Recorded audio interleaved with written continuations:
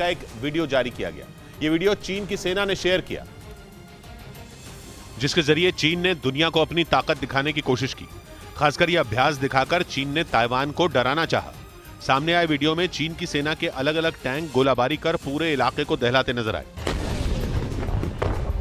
Video में दिखा कि उबड़ खाबड़ रेतीले रास्ते पर चीन की सेना के ये टैंक अपने टारगेट को तबाह करते हुए बड़ी आसानी से आगे बढ़ गए, लेकिन उन टैंकों से हमला इतना जोरदार था कि काफी दूर तक धूल ही धूल उड़ती दिखाई दी। उधर हांगकांग के अखबार साउथ चाइना मॉर्निंग पोस्ट की एक रिपोर्ट ने चीन की टेंशन बढ़ा दी। रिपोर्ट में दावा किया गया कि ताइवान ने हाल ही में चीन तक मार करने वाली क्रूज मिसाइल का टेस्ट किया, जो चीन के कई बड़े शहरों में तबाही मचाने की ताकत रखती है। दावा है कि ताइवान की नई क्रूज मिसाइल 1200 किलोमीटर की दूरी तक हमला कर सकती है। ऐसे में इस मिसाइल से चीन के वुहान समेत उसके पूर्वी तट के ज्यादातर शहरों को निशाना बनाया जा सकता है। साउथ चाइना मॉर्निंग पोस्ट की रिपोर्ट के मुताबिक नई क्रूज मिसाइल का टेस्ट ताइवान की सबसे बड़ी हथियार बनाने वाली कंपनी ने किया। बताया गया कि वो इस महीने इस तरह के 4 और टेस्ट करने की तैयारी में जुटी है। उधर यूक्रेन में जारी जंग के बीच मोल्दोवा की प्रधानमंत्री नतालिया गैव्रिलिता ने इस्तीफा दे दिया। इस्तीफे के बाद उन्होंने यह आशंका जताई कि जिस तरह से रूस ने यूक्रेन पर हमला किया है, ठीक उसी तरह आने वाले कुछ दिनों में पुतिन की सेना मोल्दोवा पर भी धावा बोल देगी। यानी यूक्रेन की तरह मोल्दोवा पर भी जंग का खतरा मंडराने लगा है। कुछ रोज पहले ही रूस ने भी यह संकेत दिए थे कि मोल्दोवा उसका अगला टारगेट हो सकता है। पश्चिमी मीडिया का दावा है कि यूक्रेन की तरह मोल्दोवा भी नेटो में शामिल होने की जिद पर अड़ा है और यही बात पुतिन को कांटे की तरह चुभने लगी है। लेकिन मोल्दोवा की परेशानी तब और बढ़ गई जब वहां की प्रधानमंत्री नतालिया गैव्रिलिता ने अचानक इस्तीफे का ऐलान कर दिया। मीडिया से बातचीत के दौरान उन्होंने ये आशंका भी जताई कि आने वाले दिनों में पुतिन की सेना यूक्रेन की तरह मोल्दोवा में घुस आएगी। और इसी दौरान यूक्रेन के राष्ट्रपति जेलेंस्की ने भी यह दावा किया, पुतिन मोल्दोवा पर चढ़ाई करने की पूरी तैयारी कर चुके हैं। जेलेंस्की के इस दावे के मोल्दोवा की खुफिया एजेंसी ने भी पुष्टि की है। और पश्चिमी मीडिया यह दावा कर रहा है कि यूक्रेन की तरह पुतिन मोल्दोवा को बर्बाद कर देंगे। इसकी बड़ी वजह यह भी है कि रूस की सेना यूक्रेन के दक्षिणी और पूर्वी इलाके में लगातार आगे बढ़ती जा रही है और यूक्रेन के ये दोनों इलाके मोल्दोवा से जुड़े हैं। यही नहीं, मोल्दोवा का ट्रांसनिस्ट्रिया इलाका रूस के इशारे पर काम करने वाले अलगाववादियों के कब्जे में है। मतलब यह कि वहां पहुंचना पुतिन की सेना के लिए बाएं हाथ का खेल है। और मोल्दोवा की सरकार का कहना है कि ट्रांसनिस्ट्रिया के जरिए पूरे मोल्दोवा पर कब्जा करना रूस के लिए कुछ ही दिन का काम है। यह आशंका इसलिए भी बढ़ गई क्योंकि मोल्दोवा में रूस की 2 कैलिबर मिसाइलें गिरी। जेलेंस्की ने इन मिसाइलों के गिरने का दावा करते हुए जल्द मोल्दोवा पर हमले की आशंका जताई। इधर जम्मू कश्मीर के डोडा में जमीन खिसकने से लोगों में दहशत मच गई, जिसके बाद जान बचाने के लिए लोग इधर उधर भागने लगे। वहां मैदानी इलाकों में लगातार बारिश के साथ बर्फबारी हो रही है, जिसकी वजह से पहाड़ों से लगातार पत्थर खिसक रहे हैं। इसलिए प्रशासन ने एहतियातन डोडा से किश्तवाड़ जाने वाली सड़क को बंद कर दिया।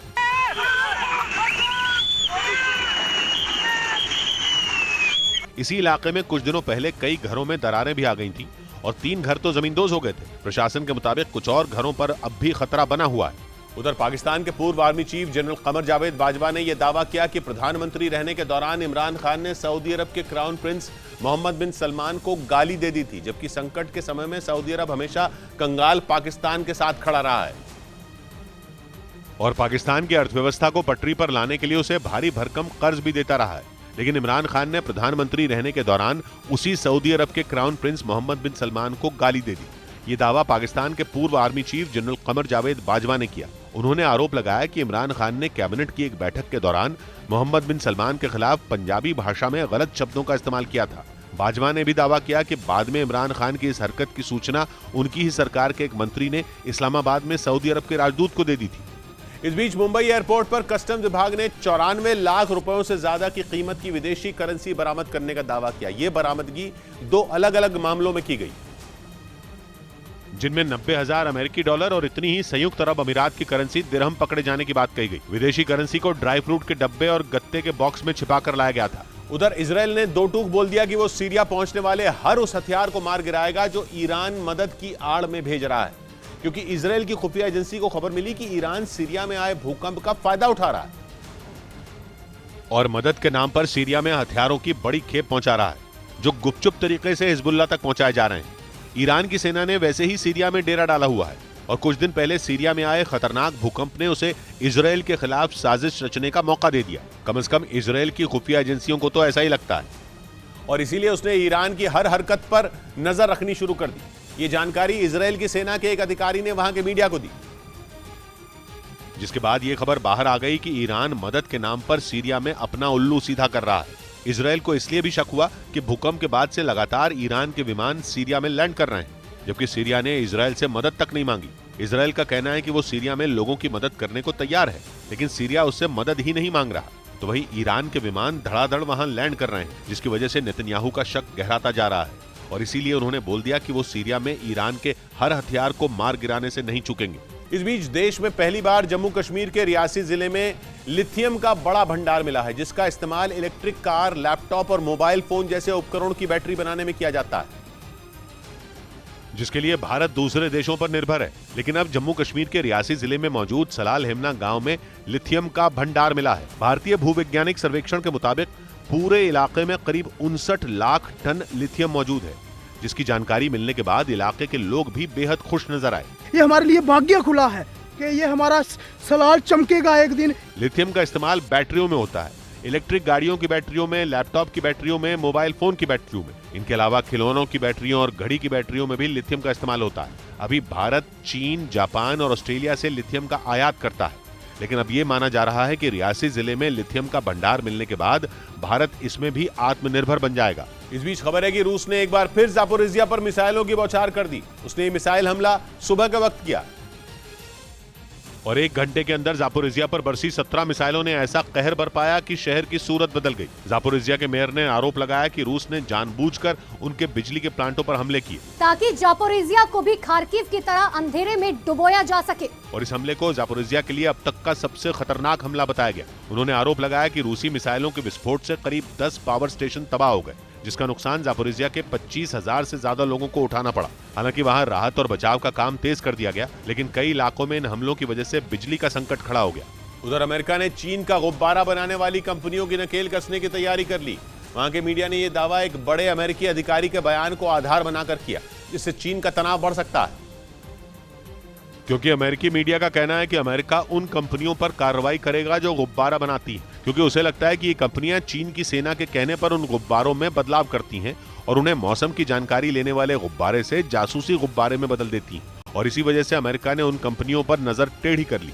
अमेरिकी मीडिया ने वहां के एक बड़े अधिकारी के बयान के आधार पर दावा किया कि चीन का गुब्बारा बनाने वाली कंपनियों का वहां की सेना से सीधा संबंध है और इसीलिए वो उन्हें नहीं छोड़ेगा और उन पर सख्त से सख्त कार्रवाई करेगा। हालांकि अब तक ये नहीं पता कि अमेरिका चीन की उन कंपनियों पर कैसी कार्रवाई करने वाला है, लेकिन जैसे बाइडेन के तेवर हैं, उनसे साफ है कि अमेरिका न चीन को छोड़ेगा और न उसकी उन कंपनियों को जो चीन की सेना के कहने पर जासूसी गुब्बारे बनाती हैं। वैसे चीन चीख चीख कर अपनी करतूत छिपा रहा है और अपने गुब्बारे को मामूली गुब्बारा बता रहा है।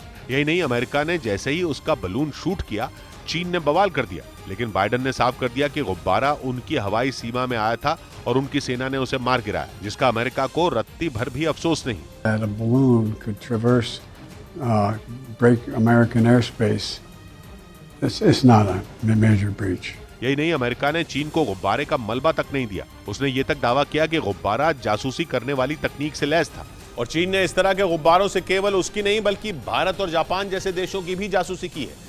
एक दिन पहले ही खबर आई थी कि अमेरिका ने 40 देशों के राजदूतों से इस बारे में बात की है और उन्हें बता दिया कि चीन का गुब्बारा केवल अमेरिका पर नहीं बल्कि भारत, जापान और वियतनाम जैसे 40 देशों पर मंडरा चुका है। यानी चीन लाख कहे, उस पर भरोसा नहीं किया जा सकता, क्योंकि झूठ बोल बोलकर वो अपने पड़ोसी देशों की जड़ें खोद रहा है। लेकिन अटलांटिक महासागर में गुब्बारा भेजकर उसने ऐसी गलती कर दी जिसकी भरपाई करना मुश्किल लग रहा है, क्योंकि अमेरिका बाल की खाल निकालने में जुट गया है। चीन का नाम आने के बाद तो बाइडेन एंड कंपनी और तेज काम कर रही है, क्योंकि यूक्रेन जंग के बाद चीन ने उसका नुकसान करने का कोई मौका नहीं छोड़ा और अब अमेरिका चीन की बखिया उधेड़ने का मौका नहीं छोड़ रहा। ब्रेकिंग न्यूज आ रही है सीरिया से। वहां एक नदी पर बना बांध अचानक फट गया, जिसकी वजह से सीरिया और तुर्की के बॉर्डर पर बसा अत-तलुल शहर पूरी तरह पानी में डूब गया। बांध के टूटने के बाद पूरे इलाके में पानी भर गया है। शहर में बने मकान पानी में डूब गए हैं। ये भूकंप के आने के बाद बांध टूटा है। सड़कों पर बाढ़ के पानी ने कब्जा जमा लिया है। हालत यह है कि जान बचाने के लिए लोग सुरक्षित जगहों पर पलायन कर रहे हैं। मतलब यह कि विनाशकारी भूकंप की मार झेलने के बाद सीरिया के सामने अब बाढ़ से निपटने का संकट खड़ा हो गया है। भूकंप की वजह से वहां पहले ही हजारों लोगों की मौत हो चुकी है। भूकंप की वजह से ही ये दरार आई थी बांध में और बांध टूट गया और अब बांध टूटने से आई बाढ़ ने लोगों का जीना मुहाल कर दिया। खबरों के मुताबिक 6 फरवरी की सुबह आए विनाशकारी भूकंप की वजह से सीरिया के अत-तलूल शहर के पास मौजूद एक बांध में बड़ी-बड़ी दरारें पड़ गई थीं। बांध अचानक फट गया, जिसकी वजह से अत-तलूल शहर का एक बड़ा इलाका पानी में डूब गया। बांध के टूटने के बाद शहर की सड़कों पर कई फीट पानी भर गया। वहां से जो तस्वीरें सामने आई, उनमें एक तस्वीर में बाढ़ से बचने के लिए कुछ लोग एक गाड़ी से सुरक्षित जगह पर जाने की कोशिश करते दिखे। तभी गाड़ी का एक टायर पानी से भरे गड्ढे में फंस गया, जिसकी वजह से गाड़ी एक तरफ झुक गई। गड्ढे में गाड़ी के फंसते ही उस पर सवार एक बच्चा पानी में गिर गया और देखते ही देखते वो डूबने लगा। इसके बाद आसपास मौजूद लोग बच्चे और दूसरे लोगों को बचाने के लिए दौड़ पड़े और फिर किसी तरह गाड़ी पर सवार सभी लोगों को बचा लिया गया। इसी तरह की कई तस्वीरें शहर से सामने आई, जिनमें हर तरफ सिर्फ पानी ही पानी भरा दिखाई दिया। कुछ सड़कों पर तो कमर तक पानी भरा दिखा, जिसे देखकर ऐसा लगा जैसे सड़क पर कोई नदी बह रही हो। बताया गया जो बांध टूटा वो ओरोंटिस नदी पर बना था, जिसका जलस्तर पिछले हफ्ते से लगातार हो रही बारिश की वजह से काफी बढ़ गया था। ऊपर से 6 फरवरी को आए भूकंप की वजह से बांध में दरारें पड़ गई थी, जिसकी भनक लगते ही बांध को टूटने से बचाने की कोशिश तेज हो गई। लेकिन पानी के बढ़ते दबाव को बांध झेल नहीं पाया और वो टूट गया, जिससे आसपास के इलाके में बाढ़ आ गई। मकानों में घुटनों के ऊपर तक पानी घुस गया, जबकि सैकड़ों एकड़ खेत पानी भरने से तालाब में तब्दील हो गए। दावा किया जा रहा है कि बांध के टूटने से आई बाढ़ की वजह से शहर से 500 से ज्यादा परिवार पलायन कर चुके हैं। लेकिन यह हालात सिर्फ सीरिया के नहीं है, बल्कि भूकंप की मार झेल रहे तुर्की में भी कुछ ऐसा ही घटा, क्योंकि तुर्की के इस्केंदरन शहर पर समंदर के पानी ने कब्जा जमा लिया है। ड्रोन से ली गई तस्वीरों में शहर की तमाम सड़कों पर पानी भरा दिखाई दिया। कुछ जगहों पर तो समंदर के पानी में कारें तक डूबी नजर आईं। तुर्की का इस्केंदरन शहर समंदर के किनारे बसा है और एक रिपोर्ट के मुताबिक 7.7 और 7.6 की तीव्रता के 2 भूकंप आने के बाद समंदर का जलस्तर अचानक बढ़ गया, जिससे इस्केंदरन शहर में समंदर का पानी घुस गया। हालांकि प्रशासन ने वहां राहत बचाव का काम शुरू कर दिया है, लेकिन इस घटना ने तुर्की की सरकार को डरा कर रख दिया, क्योंकि भूकंप की वजह से समंदर के जलस्तर बढ़ने से कई शहरों पर डूबने का खतरा मंडराने लगा है। वही खबर है कि मुसीबत में फंसे तुर्की के लिए ऑपरेशन दोस्त बेहद अहम साबित हुआ। तुर्की की सरकार भारत की तारीफ करती नहीं थक रही। इसकी बड़ी वजह यह है कि तुर्की की मदद करने के मामले में भारत दुनिया के विकसित देशों से भी काफी आगे रहा, जिसकी वजह से तुर्की के लिए इस लड़ाई में भारत सबसे अहम सहयोगी साबित हुआ। 6 फरवरी को आए जलजले ने तुर्की को झकझोर कर रख दिया था, लेकिन इस घटना के 24 घंटे पूरे होने से पहले ही भारत का बचाव दल तुर्की पहुंच गया। तुर्की से भारत की दूरी 4000 किलोमीटर है, लेकिन फिर भी तुर्की की मदद पहुंचाने वाला पहला देश भारत बन गया। मदद लेकर अमेरिका का प्लेन तुर्की की सीमा में 7 फरवरी को दोपहर 2 बजे पहुंचा था। जर्मनी की तरफ से भेजी गई टीम दोपहर 12 बजे तुर्की की सीमा में पहुंची थी। ब्रिटेन का बचाव दल दोपहर 1 बजे तुर्की की सीमा में पहुंचा, लेकिन भारत का C-17 ग्लोब मास्टर सुबह 10 बजे ही तुर्की में लैंड हो चुका था। यानी इंसानियत को बचाने के लिए भारत ने दुनिया के विकसित और बड़े देशों को भी पीछे छोड़ दिया। और भारत ने जो अभियान 7 फरवरी को शुरू किया वो थमा ही नहीं, बल्कि लगातार आगे बढ़ता गया। अब तक भारत की तरफ से NDRF की टीमों के अलावा कई टन राहत सामग्री भी तुर्की पहुंचाई जा चुकी है। और भारत की एजेंसियां पूरी मुस्तैदी में ऑपरेशन दोस्त में जुटी हुई हैं। खुद प्रधानमंत्री नरेंद्र मोदी ने ट्वीट कर बताया कि उनकी सरकार तुर्की की मदद के लिए दिन रात काम कर रही है।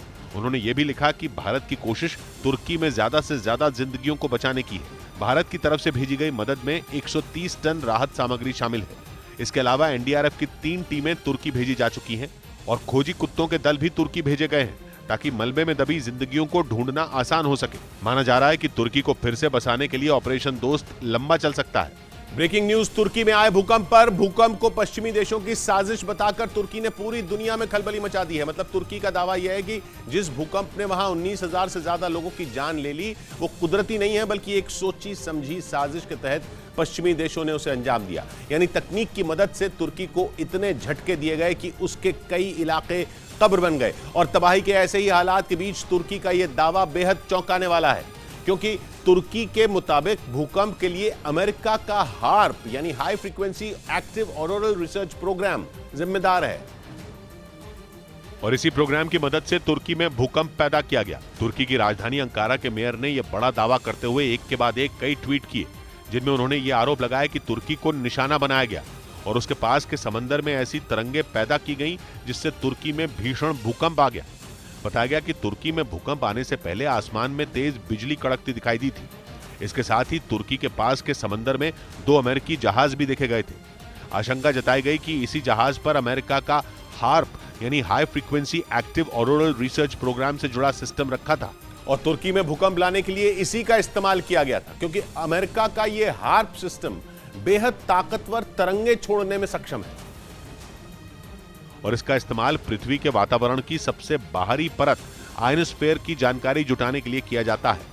आयनोस्फीयर धरती की सतह से करीब 50 किलोमीटर की ऊंचाई से शुरू होता है और वहां हो रहे बदलाव या फिर दूसरी जानकारियां जुटाने के लिए हार्प से छोड़ी गई तरंगों का इस्तेमाल किया जाता है, जो बेहद हाई फ्रीक्वेंसी की होती है। और तुर्की ने आशंका जताई कि इसी सिस्टम का इस्तेमाल समंदर की गहराई में करके भूकंप पैदा किया गया। तुर्की ने अपने आरोप को साबित करने के लिए दलील भी दी। तुर्की के मुताबिक वहां भूकंप आने से पहले ही एक एक करके हॉलैंड, जर्मनी, फ्रांस और बेल्जियम समेत कुल 9 देशों ने अपने दूतावास बंद कर दिए थे और इन्हीं कड़ियों को जोड़ते हुए तुर्की ने भूकंप के पीछे पश्चिमी देशों का हाथ बताया। उधर भूकंप की त्रासदी झेल रहे तुर्की में खतरा अभी टला नहीं है। जानकारों के मुताबिक आने वाले दिन तुर्की के लिए और भी भारी पड़ने वाले हैं, क्योंकि अगले 6 महीनों तक वहां भूकंप के कई झटके लग सकते हैं और ये झटके एक बार फिर तुर्की की तबाही की वजह बन सकते हैं, जो कि 6 फरवरी को आए भूकंप के बाद की विनाश लीला से अब भी जूझ रहा है। वहां खंडहर में बदल गई हजारों इमारतों का मलबा इस बात की गवाही दे रहा है कि कुदरत ने तुर्की पर कैसा कहर ढाया था। वहां आए भूकंप ने एक झटके में ही तुर्की के 19,000 लोगों को मौत की नींद सुला दिया। जानकारों के मुताबिक जिस बड़े पैमाने पर तबाही हुई है, उससे मरने वालों का आंकड़ा 40,000 के करीब भी पहुंच सकता है। लेकिन डराने वाली बात सिर्फ यही नहीं है, बल्कि कहा तो यह जा रहा है कि तुर्की पर अगले कुछ महीने भारी पड़ने वाले हैं। मतलब राहत बचाव की कोशिशों में जुटे तुर्की को आने वाले दिनों में और भी बड़ी मुसीबत का सामना करना पड़ सकता है, क्योंकि जानकारों ने इस बात की आशंका जताई है कि आने वाले 6 महीने तक तुर्की में कई बार भूकंप आ सकते हैं और ये भूकंप ऐसी इमारतों के लिए काल साबित हो सकते हैं जो 6 फरवरी के भूकंप के झटकों से बच गई हैं, क्योंकि तुर्की की ये इमारतें उस भयानक भूकंप से बच भले ही गई हों, लेकिन वो झटकों से बेहद कमजोर हो चुकी हैं। एक रिपोर्ट के मुताबिक तुर्की के 10 प्रांतों में 10,000 से ज्यादा इमारतें धराशायी हो गई, जबकि 50,000 से 1 लाख इमारतें ऐसी हैं जिनमें खतरनाक दरारें पड़ गई। और यही वो खतरा है जिसके बारे में तुर्की के एक्सपर्ट आगाह कर रहे हैं, क्योंकि 1 लाख के आसपास ये ऐसी इमारतें हैं जो भूकंप के हल्के झटके भी सह नहीं पाएंगी। यानी अब अगर तुर्की में भूकंप आया तो ये इमारतें आसानी से ध्वस्त हो जाएंगी और इनमें रहने वाले लोगों की जान भी जा सकती है। इस बीच तुर्की में मलबे में दबे एक छात्र की जान व्हाट्सएप की वजह से बच गई। वो सोमवार को आए भूकंप से बचने के लिए जिस बिल्डिंग में छिपा, वो भूकंप के दूसरे झटके से बर्बाद हो गई और 20 साल के बोरन नाम के लड़के के साथ ही उसका पूरा परिवार बिल्डिंग के मलबे में दब गया। इसके बाद जब उसे वहां से निकलने का कोई और रास्ता समझ नहीं आया तो उसने एक वीडियो बनाकर व्हाट्सएप पर स्टेटस लगा दिया। इस वीडियो में उसने बिल्डिंग का पूरा पता भी बताया, जिसकी मदद से रेस्क्यू टीम ने उसे ढूंढ निकाला। रेस्क्यू टीम के मुताबिक उन्हें बोरन की जानकारी उसके दोस्तों से मिली, जिन्होंने उस व्हाट्सएप स्टेटस के जरिए बोरन की अपील सुनी। हालांकि गनीमत ये रही कि वक्त रहते उन सभी को बचा लिया गया, वरना उनकी जान जानी तय थी। इधर तुर्की के मसले पर पाकिस्तान को रोजाना नई फजीयत का सामना करना पड़ रहा है। इस बार तो पाकिस्तान के प्रधानमंत्री शहबाज शरीफ की डबल बेइज्जती हो गई। शुरुआत तब हुई जब तुर्की ने शहबाज शरीफ की यात्रा पर रोक लगा दी। शहबाज तुर्की पहुंचने की तैयारी कर चुके थे, लेकिन तुर्की ने उन्हें आने से इनकार कर दिया और उसके बाद पाकिस्तान की सेना ने जले पर नमक छिड़क दिया। जिस तुर्की ने पाकिस्तान के प्रधानमंत्री की बेइज्जती की, उसी तुर्की की सेना के साथ पाकिस्तान की फौज ने अभ्यास शुरू कर दिया। जिस इस्लामाबाद में पाकिस्तान के प्रधानमंत्री शहबाज शरीफ खुद बैठते हैं, वहीं पाकिस्तान की सेना उनके जख्मों पर नमक छिड़कती रही। 2 दिन भी नहीं बीते जब तुर्की ने शहबाज शरीफ की पूरी दुनिया के सामने फजीयत की थी। तुर्की ने शहबाज शरीफ की यात्रा पर तब रोक लगाई जब उनका प्लेन उड़ान भरने के लिए तैयार था, जबकि शहबाज शरीफ तो भूकंप से बेहाल तुर्की की मदद के लिए ही जाने वाले थे। और तुर्की ने ऐसा उस वक्त किया था जब भारत से तुर्की को भारी भरकम मदद मिल रही थी। यानी एक तरफ तुर्की और भारत के बीच दोस्ती और भाईचारे का नया रिश्ता बन रहा था, दूसरी तरफ पाकिस्तान की दशकों पुरानी दोस्ती की धज्जियां उड़ाई जा रही थी। इसके बावजूद पाकिस्तान की सेना को यह फजीहत दिखाई नहीं दी। पाकिस्तानी सेना अगर चाहती तो अपने प्रधानमंत्री के सम्मान में एक बड़ा कदम उठा सकती थी। पाकिस्तान और तुर्की की सेनाओं का अभ्यास लंबे वक्त से तय था, लेकिन सेना चाहती तो इसे रद्द करके तुर्की को कड़ा संदेश दे सकती थी। लेकिन पाकिस्तान की सेना ने भी प्रधानमंत्री का लिहाज नहीं किया। दोनों देशों की सेनाएं मिलकर अभ्यास करती दिखी। दोनों देशों के फौजी एक साथ गोलीबारी करने, दुश्मनों का पीछा करने, बम बरसाने और तलाशी अभियान चलाने का अभ्यास करते रहे। इस ड्रिल के जरिए तुर्की और पाकिस्तान की दोस्ती दिखाने की कोशिश की गई। उधर यूक्रेन के साथ जंग के बीच पुतिन एक ऐसा काम करने जा रहे हैं जिससे उनके दुश्मनों की सांसें थम गई, क्योंकि वो 33 साल बाद एक बार फिर परमाणु परीक्षण करने की तैयारी में है। पश्चिमी मीडिया के मुताबिक इसके लिए रूस ने अपनी एक न्यूक्लियर टेस्टिंग साइट को एक्टिव कर दिया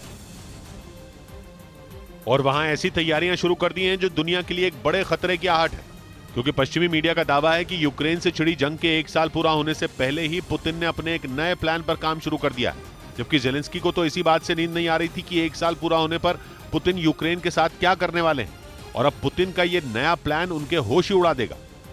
पश्चिमी मीडिया के मुताबिक पुतिन 33 साल बाद एक बार फिर परमाणु परीक्षण करने की तैयारी में है, यानी वो जंग के बीच ही अमेरिका समेत पूरे यूरोप को यह दिखाने जा रहे हैं कि रूस पर किसी के बैन का कोई असर नहीं हुआ, बल्कि वो ज्यादा ताकत के साथ अपने दुश्मनों से टकराने के लिए तैयार है। पश्चिमी मीडिया के मुताबिक पुतिन परमाणु परीक्षण करके अपनी उसी ताकत की नुमाइश करना चाहते हैं, ताकि यूक्रेन की मदद कर रहे देशों में उनका खौफ फैल जाए। और इसके लिए पुतिन ने उसी टेस्टिंग साइट को चुना जहां वो 100 से ज्यादा बार परमाणु परीक्षण कर चुके हैं। रूस एक बार फिर नोवे ज़िम्लिया द्वीप पर यह परीक्षण करने जा रहा है। यह द्वीप रूस के उत्तर में आर्कटिक महासागर में मौजूद है, जहां 1990 तक रूस ने 132 बार परमाणु परीक्षण किए थे। इसी द्वीप पर रूस ने दुनिया के सबसे ताकतवर कहे जाने वाले जार नाम के बम का भी टेस्ट किया था, और अब वो फिर एक बार पूरी दुनिया को दहलाने की तैयारी में जुटा है। पश्चिमी मीडिया की खबर के मुताबिक इसके लिए नोवे ज़िम्लिया द्वीप पर बनी टेस्टिंग साइट पर जोर शोर से तैयारियां की जा रही हैं। हालांकि रूस इस कोशिश में भी जुटा है कि इस बात की भनक किसी को न लगे, लेकिन उसकी यह कोशिश पूरी तरह नाकाम होती दिख रही है, क्योंकि पश्चिमी मीडिया ने